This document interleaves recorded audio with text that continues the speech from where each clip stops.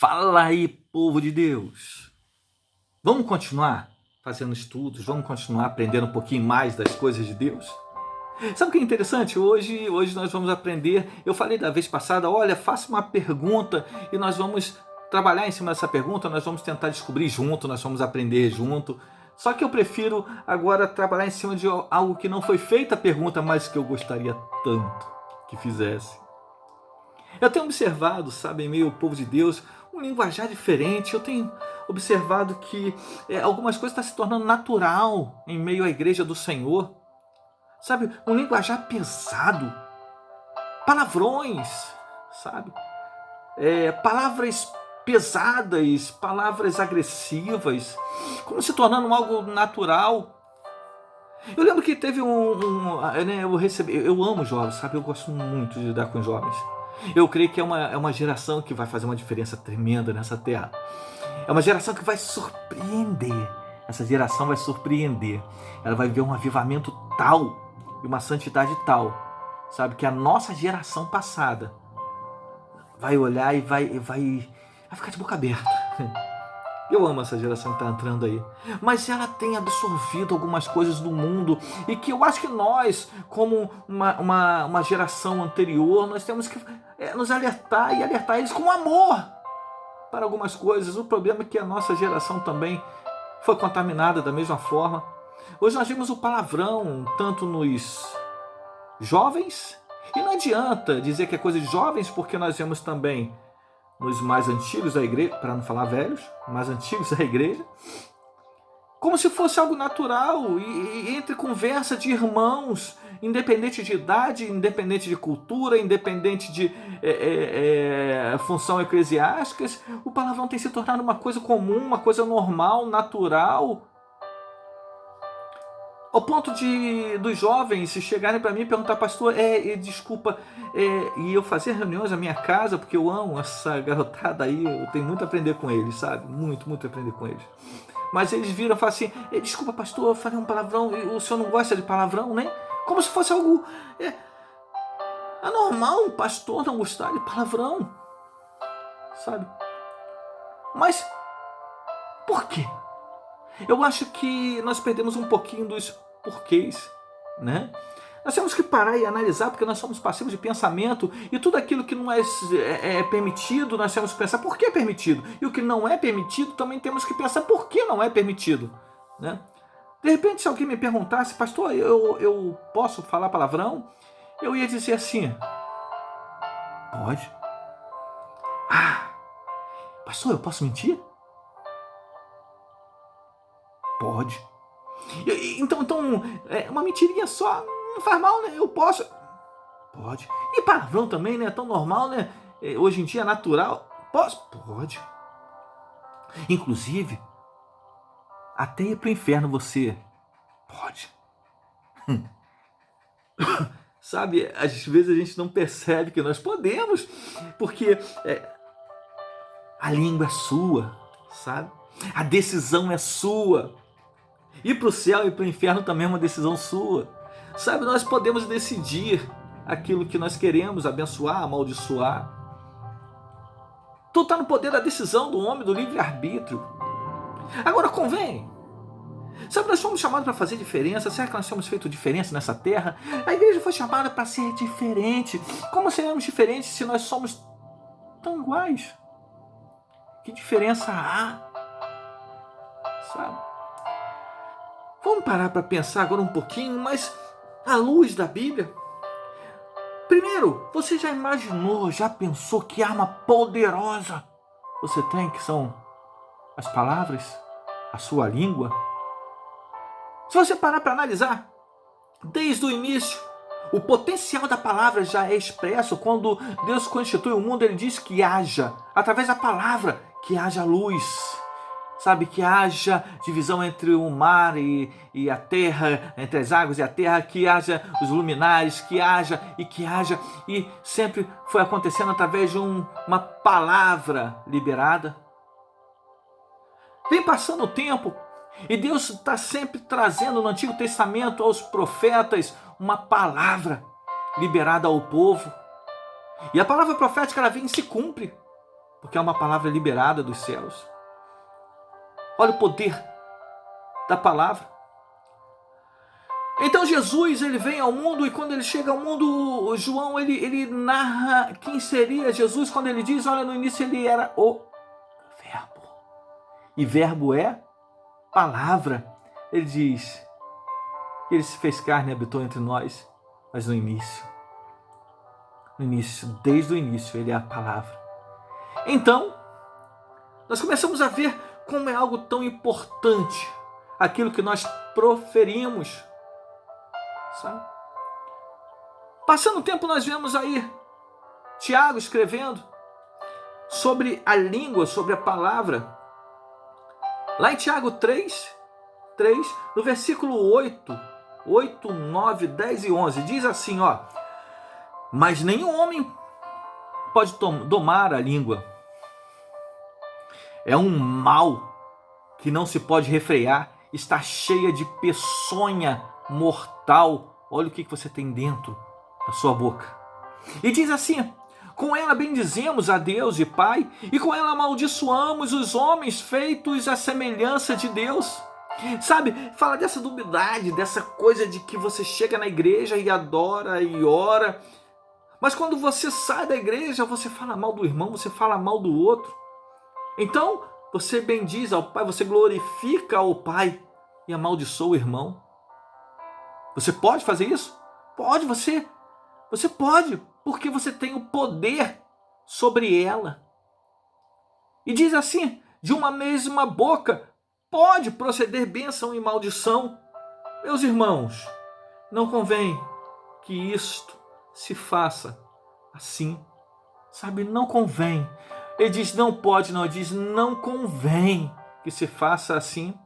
A mesma boca ela pode abençoar e ela pode amaldiçoar. Então ele diz assim, porventura, deita alguma fonte de um mesmo manancial águas doce e amarga? Não pode, não tem como, sabe?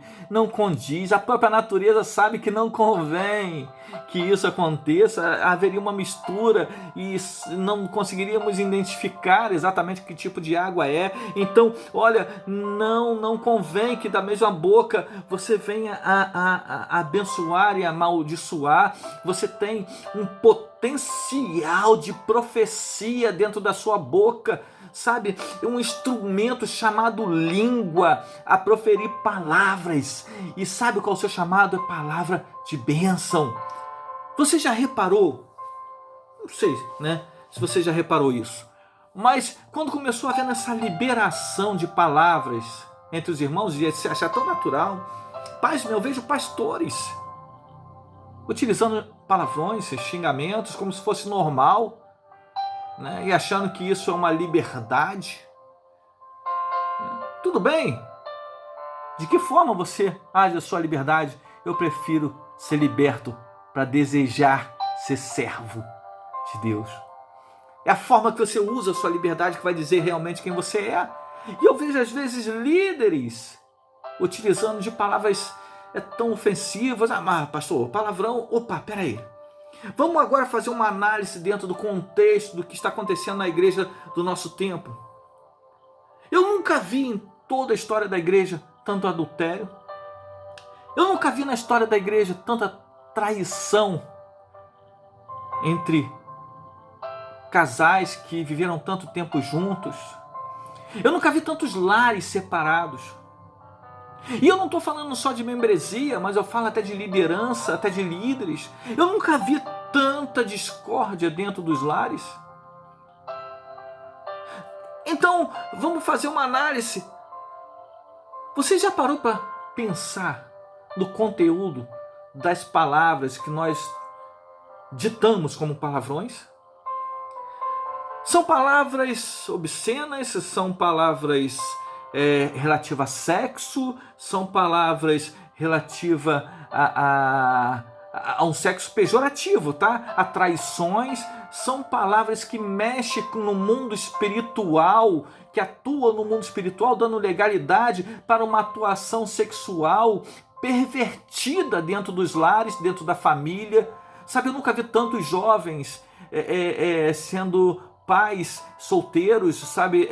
Nunca vi tantas meninas engravidando quanto no tempo de hoje. Parece que é normal. Há uma brecha que está sendo utilizada e eu creio que a brecha tem sido a nossa língua.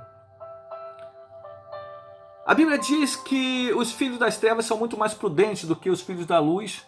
Olha, é verdade, muitas das vezes nós não estamos nos atentando, mas deixa eu te contar. Existiu um sociólogo chamado Robert alguma coisa, não lembro não. Né? Eu lembro que ele viveu até 2003, Robert Mitton. Ele viveu até 2003 na Filadélfia, ele nasceu na Filadélfia, e ele trouxe uma palavra, ele começou a utilizar, né, essa palavra, profecia autorrealizadora. E ele começa a declarar o que seria uma profecia autorrealizadora. Ele diz assim: olha só, tudo aquilo que você fala há uma consequência. E olha que esse homem está falando de um meio social, e de um meio de um povo, no meio familiar e no meio onde há uma sociedade. Uma palavra liberada pode mudar a história de alguém. Ele diz porque quando você libera uma palavra insistentemente, ainda que aquela palavra não seja verdade sobre o futuro de alguém, ela pode transformar esse futuro. É o bem secular falando de profecia. Quando a igreja não consegue entender, sabe? Vem alguém e se levanta no meio secular e começa a falar de uma profecia autorrealizadora que atua na alma. Por quê? Porque sabe aquele teu filho em casa, quando você olha e diz assim: esse menino não é mole não, rapaz. Esse menino aí, olha, isso aqui vai ser um 7-1 danado. Esse menino aqui vai ser um 7-1. Olha, tem uma lábia, cara, vai enganar muita gente aí com essa conversinha mole dele. Aquela criança, ela começa a crescer trazendo aquilo como realidade. E ela começa a absorver na sua alma que ela é assim. E ela começa a transformar o seu ser para que aquilo aconteça, porque ela acreditou. Sabe, a profecia autorrealizadora é parte de uma crença naquilo que talvez não seja verdade na hora, mas que se transforma em uma verdade futura por uma influência de palavras.